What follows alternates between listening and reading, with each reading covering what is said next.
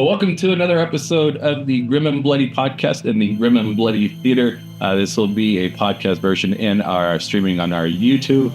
We have a special guest today, Ian Nathan, director of The Thing Expanded. If you're familiar with CreatorVC, they also put together In Search of Darkness, In Search of Tomorrow, which was an 80s sci-fi documentary. And the most recent product was Aliens, which they got Sigourney Weaver, which is mind-blowing because I could have sworn she said, I'm not doing any more Aliens interviews. So that was amazing to see. She was the final guest to join. But you guys had the entire cast for that. I mean, the entire cast. And introducing The Thing Expanded, your first guest is none other than John Carpenter. I mean, you couldn't have asked for a better way to start this. I'm sure the rest of the cast is just going to fall in line. So without further ado, thank you very much for joining our show, Ian. We have boatload of questions. We'll keep it concise. Okay. We'll keep it open-ended. And we were thinking about what questions we should start with. And Joe had the best one so far. Joe, you want to go ahead and run it? Well, here we go, Ian. I just have this simple question. Why The Thing instead of any other of the 80s icon horror films that haven't been documented? That's it. I mean, that's the best question of all in a way, and it's the most pertinent one. While we were making Aliens Expanded, we were creating this format of a documentary about a single film, a single property, but done in an epic way. If you've seen In Search of Tomorrow, In Search of Darkness, you know they do like entire decades worth of films. And we thought, can we take that approach but apply it to one film? So you do an epic right across and the length of a film. And I think we did it successfully with Aliens. And we were halfway through production. We were like, well, where can we go next? What will carry on this format? What will work? And actually, the bandwidth of the films you think would fit in for an epic treatment is relatively small. And we talked about Terminators and we talked about various kind of films we all love, but we kept saying The Thing. I think there was a relationship with the Alien universe in terms of its tone of voice, in terms of body horror. I mean, in terms of Carpenter's influence, you know, he and Dan O'Bannon created Dark Star. I'm sure you know all this, that was a huge influence on the original Alien. And he was a huge influence on James Cameron's early career. If you watch The Terminator, it's essentially a remake of Halloween with high-tech stuff going on. So there's a big link with Carpenter that we kind of understood, but it was more that we just loved The Thing. And we loved talking about The Thing. And what I really liked about the idea was that it was very different from Aliens in the sense that Aliens is a very James Cameron film. He gives you everything. He shows you everything.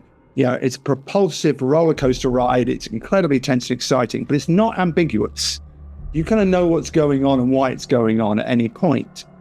So you come to The Thing, and it's completely different in that sense. With the exception of sort of the Rob Bottin scenes, it's pretty much a mystery about where things are, who's going up, what they're doing, what their motivation is. It's a film about what it doesn't show you. It's a mystery story with these kind of incredible bursts of body horror, you know, shock. And I thought that's really interesting because it throws up much more of a debate. It's much more open to question about what is really happening in The Thing. And even Carpenter is like, I'm not going to tell you. I'm not going to answer those questions because the very fact there aren't hard and fast answers is the beauty of the film, that we come away wondering at points of what The Thing is, how it works, how sentient it is, who's been got when, how it travels through the film. Honestly, it's a fabulous movie in the sense of it seems to be looking one way, and the events are going on in the other way. And you think, well, that breaks all the rules, but it's Carpenter. So I just thought, you know, it's akin to Aliens, it's akin to that universe, but it offers you a completely different texture. And once we started sort of chipping away, going, what would The Thing give us? It's like you hit a gold seam straight away. All these questions, ideas, wonderful fan community. I mean, that's crucial. And Carpenter came to us, you know, too long in negotiation. We got Carpenter. And once that started to roll, you could just feel it being the right film. You know, it's a funny thing when I've learned when I made Aliens, now I'm making The Thing. the film tells you things. It tells you what it wants to be in the documentary terms. It informs you. And the thing is, that's been talking to me nonstop. It wants this, it wants that, it wants all these elements. And that's really exciting to me. And the other kind of crucial thing is that I do not know the answers. I do not know what's going on in the thing. So I love the fact that my journey will be one like a fan. And I don't think I'll come out. Here's my thing. I don't think I'll come out the other end telling you everything you want answered. I don't think I'll get there. That's not the point of the documentary. The point of the documentary is to have that conversation with you, to enjoy it. And I couldn't think of a better film to do it expanded on. I had a question about how did you become involved in this project? Did Carpenter call you up? I mean, did other people get together and decide you should spearhead this? How did that happen? It's a bit of a long story, and I'll try and tell you a truncated version of it because it's only got so much time. But obviously, I did Aliens Expanded, which we filmed over the last 2.5 years. And I'd got to know the CreatorVC team through the fact I've been a talking head. I'm a film writer, a journalist. I used to edit a magazine called Empire. I've written many books on films, including a book called Alien Vault. And Robin and his team at CreatorVC came to me for In Search of Tomorrow and to talk about James Cameron stuff and talk about various things, which I did. And I got to know them. And along the way, Robin said, "You thought about making a documentary. You've got the right kind of storytelling voice. You've got the right kind of inquiring mind. You know how to handle talent. You've had long experience in that." And he said, "I think you can make the jump from page to screen very easily." I wasn't quite so certain. I was a bit nervous, but he was very confident in me. And we agreed to do Aliens, and we went on this incredible journey, making Aliens Expanded. Honestly, it ended up somewhere I could not have dreamed to end up. James Cameron, Sigourney Weaver, Michael Biehn, Lance Erickson, everybody you could want. And it was kind of pretty awe-inspiring and pretty intimidating as well to make that documentary and make it as good as it can be. But having done that, Robin then was like, "You're my man. This worked. We got to the end of it. I want you to be my expanded director. I'm sure we're going to bring other talent scenes. Hopefully it'll be very successful." But he said, I want you to do the next one. And that's where we got talking about The Thing. And I immediately agreed that The Thing was a perfect choice. So hopefully, I wouldn't want to brag for myself, but hopefully I can do a good job with it because I've learned so much from doing Aliens. And I want another challenge that might even be a bit harder. As I was saying, it's a more ambiguous film. And I think the fan community around it are tougher and more demanding. Carpenter is tougher. I can tell you in the interview, he does not give up his secrets easily. And that presents a fascinating but stimulating challenge. Excellent. Thank you. Now, I have a question is why, and I'm always curious about this when there is this type of project going on. Why crowdfunding? Did you initially look to get private funding for this material, and then you just changed course to do the Kickstarter campaign with all the perks that could offer? Why the crowdfunding as the financial source? I'm probably not the best person to answer this question because obviously Robin Block, who runs CreatorVC, devised the whole model. And I am pretty much in awe of it, what he set up. It sort of begins way before The Thing and Aliens. This goes back to the first In Search of Darkness and a documentary called The Last Action Heroes. I think it was the first one the company did. And they set up this model and it was the point where Kickstarter was kicking in and the idea of crowdfunding was emerging. And it was a brilliant idea that if you found a market that was passionate and interested and wanted you to create these documentaries, and obviously your documentaries had to be good enough for them, for the fan, they would invest up front on the promise of the documentary, the pre-sale. And I think it's a model, as long as you live up to it at the end of the whole process, it's a really good model. And I'm amazed, I shouldn't really be saying it, because I think Hollywood will start listening at some point, because you are, to an extent, removing the risk. You put a pre-sale out, so you raise your budget almost without having shot a frame of film. You've raised your budget and you've entered profit. And obviously there are random factors and costs and all the things that come with filmmaking. I'm not saying it's a perfect solution, but it means you're viable and you can move forward. And it puts you in a very strong position up front. But it also creates this relationship with your backer that you want them to be happy. You want to serve them with what you do because they're spending a lot of money and they're putting a lot of trust in you. And I really feel that. But we really work hard to create a dialogue with our backers. We do live events. We let them see our synopses and scripts. We let them comment. Obviously, we've got 10,000 backers. You can't listen to every single voice and take a point from every single voice. That's untenable. But I really learned a lot in doing Aliens Expanded about trends and feelings amongst the fan group that you can sort of steer your path around. For instance, they were really passionate about the characters of the Marines in Aliens. They were like, I want to know their backstories. I want to know who these guys are beyond the edge of the screen and what's going on with it and how much was there in the actors' heads and Cameron's head. And that becomes a big thread in the documentary about who these people are. And that really comes from me responding to the backers' ideas.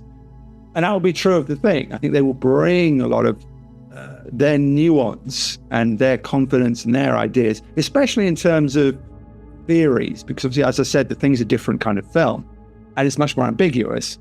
So I think they'll bring a lot more about, I've got this idea about what's going on here. I've got this idea about the shadow on the wall. I've got this idea about the blood test. I've got this idea about the ending. And I will feed off that and feed it back into the documentary. As I said, I'm not sure we're going to get hard and fast answers because I don't think we want them. But I think we're going to have really good fun going over those things and discussing them because that's part of the enjoyment I think fans get out of it. So you do build up through this crowdfunding process a great relationship with the people who finance your film. Now, I want to switch gears here, and you have a trailer available, The Thing Expanded. We're going to go ahead and introduce the trailer right here so fans can get a glimpse of what they can expect from the final product. I will hand it over to you, Ian, if you want to go ahead and introduce it. What can everyone anticipate in the next 2 minutes and 7 seconds of The Thing Expanded documentary? To be very clear, obviously, we're only at the very beginning of the process, and we have only shot one interview. I mean, it's the most crucial interview of all because it's with John Carpenter. So he introduces the trailer, you'll see shortly, and we're going to drip feed some more Carpenter over the coming weeks, just in the teaser for what's going to be coming up. So obviously we haven't shot our documentary in its fullness yet. So what you're going to watch is a lot of clips from the film we all love and care about, The Thing, but we're injecting into it a sense of our approach, that it's a documentary about... The sizzle, yeah. The sizzle is... it's a sizzle, not the steak yet, as they say. Exactly, selling the sizzle. I'm going to give you an idea of our graphic format and how we go about things, but also it just gives you an idea of why we're so excited about The Thing Expanded. Excellent. Well, here it goes, guys. The Thing Expanded trailer. Hi, I'm John Carpenter, and you will see me in The Thing Expanded documentary.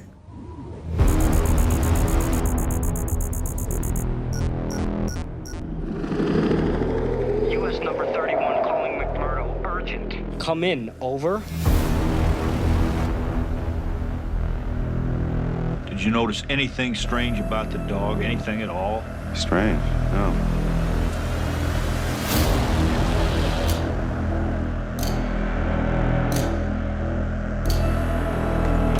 What the hell happened here? Looks like something buried under the ice. What we're talking about here is an organism that imitates other life forms. Somebody in this camp ain't what he appears to be. Bennings was right there, Mac. I swear to God it had a hold of him.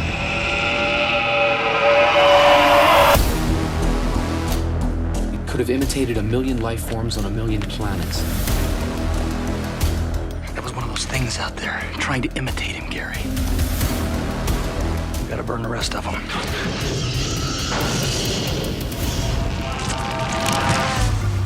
Nobody trusts anybody now. So how do we know who's human? There's some kind of test, Doc. We're gonna draw a little bit of everybody's blood. You ain't tying me up. Then I'll have to kill you, child.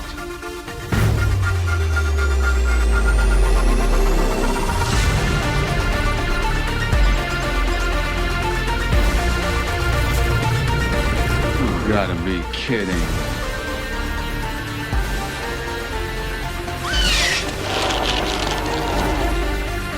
We gotta bring this whole place right down into the ice.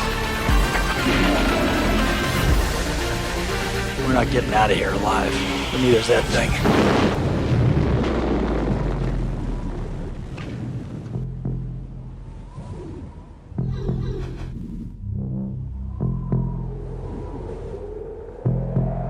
I'm most proud of this movie. I wouldn't change a frame of it. The Thing Expanded is a brand new documentary that will explore the world of John Carpenter's 1982 masterpiece, The Thing. And it will do this not as a making of, not as a history, but as an autopsy of the film itself. We're going inside, we're ripping away all the viscera, we're taking things out, we're weighing them, we're looking at things under the microscope. It really is a deep dive analysis on every single thing that you can take out of this film. Carpenter really knows that his audience is smart and he does not condescend. So he'll create an environment where the audience is involved and the audience is questioning what's going on. And that's the whole point. Carpenter's very different. He withholds. You have to read between the terse lines. You have to interpret it yourself. Humans love concrete explanations. They love concrete threats. And when something is as intangible as the alien and the thing, it doesn't even have a name. We don't know where this thing came from. We don't really know what it wants. We just know that it takes you over and it can replicate you and other biological life perfectly. Yeah, The Thing is a fascinating example of rediscovery, of second life. I would say that The Thing in this day and age has become more than a cult classic. It's just a classic. It's iconic. It's up there in the top 5 best movies in terms of sci-fi or horror in history. The amount of fan theories derived from The Thing is innumerable. Where does the alien come from? Was it the original pilot of the UFO that crashes? Who's the shadow on the wall when the dog goes in the room? Who's the thing at the end? Fan communities are an extraordinary resource. The level of devotion and exploration in the years since Carpenter's film came out is just staggering. CreatorVC is dedicated to bringing the fans in on the creative process. We want you to give us your feedback. We're going to be having live events, Q&As with people who worked on the film. This is an intimate experience for a fan of film. This is something where anyone who loves films, loves documentaries, and wants to be part of this process can really be on board. This is a documentary made by fans, with fans, for fans. And we're back. Well, I'm jazzed. That trailer had so much energy. I love the animation. Just putting John Carpenter in there is enough. It makes this documentary official. There's, we hope we're fanboys of The Thing. If you've listened to any of our previous podcasts where we just gush about it, it's one of those films that, we have no problem rewatching again and again and again. It's always been, I think, probably one of our top 10 easily. So hopefully we get Kurt Russell. That would be, I mean, you have to start these things with ambition. And, of course we're going for Kurt Russell. Of course we're going for every cast member. A lot of the behind the scenes guys who are still alive. But I kind of think there might be some, say, celebrity fanboys out there of The Thing who might try and get. Yeah, there might be some podcasts that love to, get involved and talk about The Thing a little further. But, a lot of those cast members have continuously gone on the festival circuit and talked about The Thing and had their own reunions. So it's not something new for a lot of these actors. They've been there before. They've gotten together with a lot of the annual reunions, 20, 25 year. So it'd be good to see them once again. You're kind of wondering, though, as many interviews, as many behind the scenes featurettes that they've been a part of. I was thinking when I first heard about The Thing Expanded, I'm like, well, what new information can we mine from this movie? It has been picked clean, how much left is on that bone. But then again, you guys did something unique that I haven't been a part of. You guys opened up the topics before it was released. You opened up the topics to anybody who is interested. You can comment on the different segments you were going to talk about. And from that moment, I realized this is going to be something that's going to be approached differently from the Shout Factory, from the Arrow Video. This is going to be, in the most concise terms, the most comprehensive review of the film, both in a granular form and in meta. I participated in it. I put a bunch of comments. I can't wait to see what the final product is, because if that's what your starting point was before you got the cast behind the camera, I think this is going to be an incredible special feature.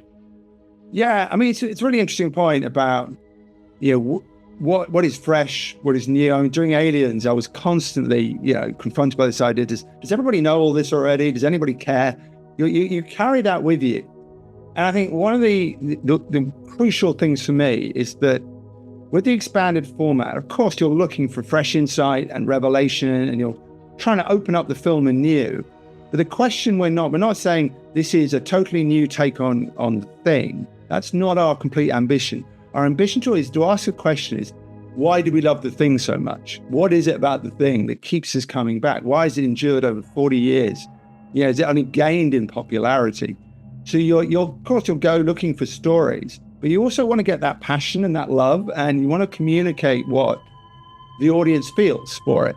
So it's a shared experience. So it's not just me in my ivory tower scratching my chin and kind of going, I think this thing is all about this, and it's a metaphor for disease and AIDS, and all those things will come into it.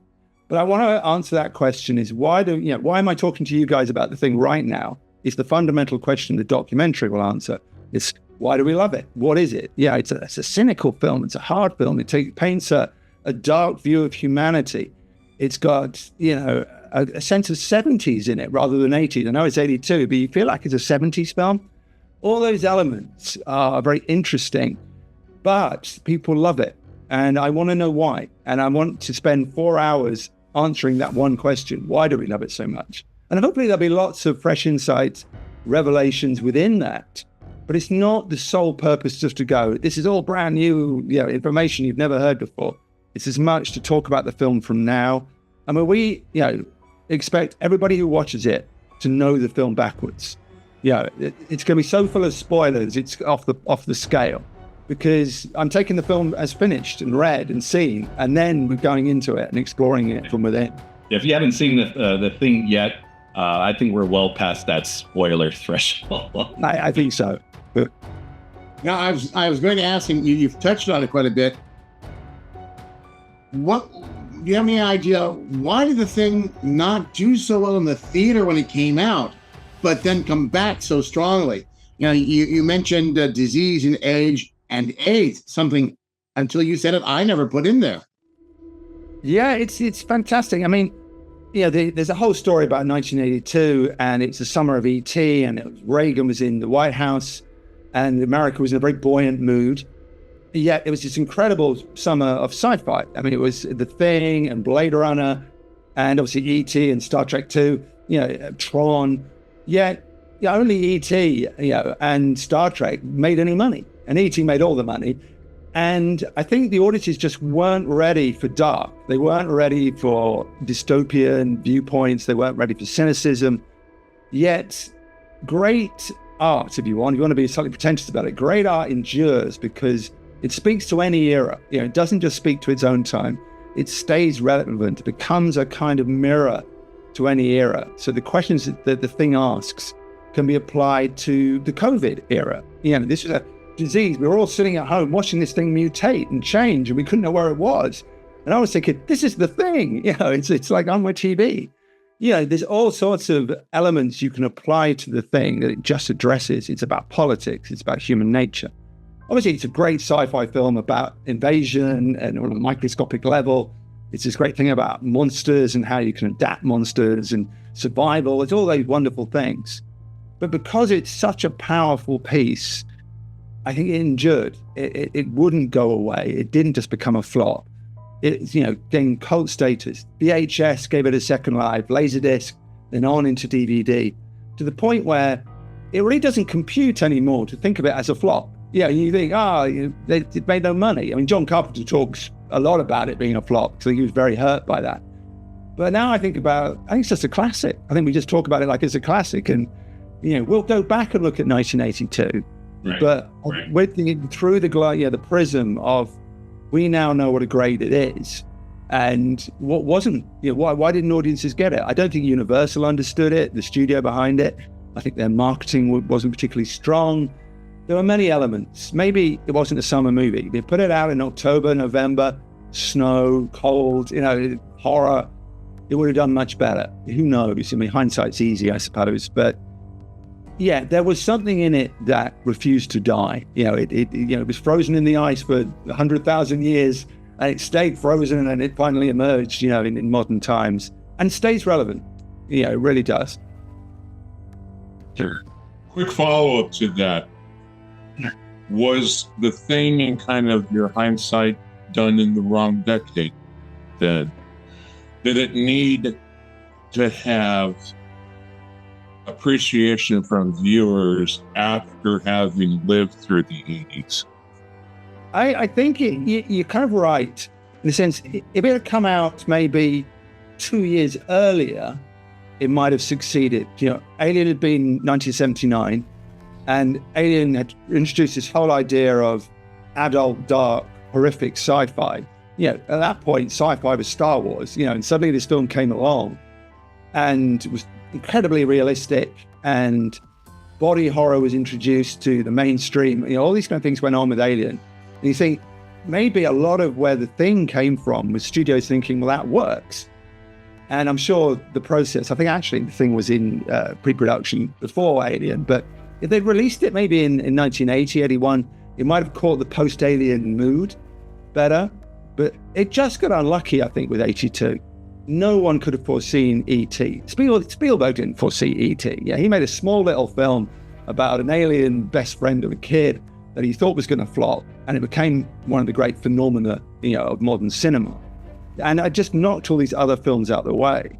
And so it's hard to know when you could have planted The Thing. I think you're right in the sense if it came out now, it was a brand new film today, I think there would be a much more receptive audience. I think they would be much cleverer about how they market it. I think the idea of horror is a clearer genre to studios now. They know what to do with it better. I think, what is a sort of contradiction, I think Universal looked at The Thing and thought, is this going to be a blockbuster? Is this going to be a big summer science fiction film? But if you watch The Thing, that's the last thing it is. It's a really tight, claustrophobic character piece about paranoia and fear. It's set in Antarctica that has these kind of bursts of sort of unimaginable Lovecraftian horror, within it. That ain't the stuff of blockbusters. That's the stuff of fabulous horror movies. So it was a studio who didn't understand their property. And I think you're right. I think subsequent to that, in the 2000s and maybe even today, it would be much better handled. I think it came out in the perfect time. I think if it came out in today's day and age, the studio would have been much more involved in the creature creation process. They wouldn't have handed the reins off to Rob Bottin and said, just create a bunch of stuff that looks cool and we're going to run with it. And I mean, they gave him carte blanche. They said, this is your show, you do it. Everything would have been storyboarded to the T. This is by the studio, like, we want it approved. Here's the date of when we want it. It would have been, I don't want to say micromanaged, it would have been created with the anticipation and the expectation that we have a final vision in mind because we have an ROI that we have to meet. We have posters that we have to create for this. We have trailer that we wanted. Everything would have been preset to the point where Rob would have basically just made what he would have been asked to make. It wouldn't have been, you run with this. You're the visionary, run with it. You just tell us what you need. There were so many creative, when we talk about, creative effects, special effects, there were so many creative things in this film. Just so many little things that probably just wouldn't have happened in today's day and age because it would have been like, what are you doing? This is how we do it kind of thing. The Thing was a pioneer as far as the shock value of the creatures, And it became the perfect mix of paranoia. It became a perfect mix of character development, perfect mix of creatures. That's why we're still talking about it today. That's why you're doing a documentary today. That's why you want to know, why does everyone still love this film? It was made, in the early 80s, production started in late 70s. Now, why The Thing? And that's the reason, because it came out, even though it was a flop in the beginning, even though it hurt people, it is rose to infamy. This is the film, the quintessential horror film that we all look up to and say, where were you when you watched The Thing the first time? A few of us, I know myself, were involved in the Thing Facebook groups.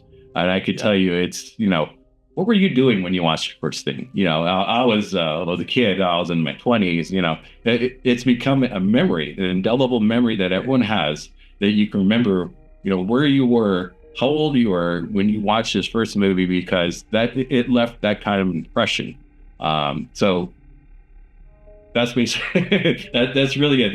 That's the answer for me. Is it came out exactly when it had to. You're right. Yeah, and it's so fascinating. There's this small and hugely influential window of sci-fi, and you start with kind of Alien, and you come to The Thing, where the design is extraordinary, and the Giger work in Alien, and then the Rob Bottin stuff in The Thing, absolute seminal kind of works of design, because the design becomes the mythology. And I think neither Ridley Scott or John Carpenter would necessarily say they were that interested in universe stuff, the mythology stuff, the backstory. They want to tell their film in the immediacy, in the now of their film. But what they bring by bringing a Giger or bringing a Bottin on is these brilliant guys, these geniuses, create a kind of mythology through the kind of tactility and design of their work. So if you think about The Thing, I love the idea that every expression of the monster, if you want, gives you a kind of journey through the universe. You get a sense of everywhere it's been and everything it's encountered before it's got to Earth. And you just get a sense of this kind of unknowability and vastness of the universe. I think you get that in The Derelict and Alien as well, when you see the space jockey, let's set aside the terrible prequels, but and you see the alien creature. It's the not knowing that's so powerful that you just go, what is this thing? And with The Thing, you just go, I don't even know what it looks like. It just expresses itself as all these other things. There is no actual thing. It's all a kind of language of anything. Yeah. And that is just absolutely mind-blowing. Yeah. And Bottin just answered the call of that in a way that has me talking to you now. It's a legendary thing. Definitely. So let's switch gears here and let's talk about where can everyone go to review The Thing Expanded, because you guys have a number of different ways and different levels of merch that you can get along with the purchase options. So we could start with the website, thethingexpanded.com. And if you want to touch on a little bit of the different purchase levels and the perks you get with them. Yeah, there is. We have kind of various, like Kickstarter, various levels of investment, if you will, in levels. We have kind of executive producer levels, which are quite high end. And I think the general level people come in is our $99 level, which is the film. You get a digital copy of the film, you get a Blu-ray. Well, obviously we've got to go away and make it first, so have some patience with us. This will be where we're aiming for end of 2025.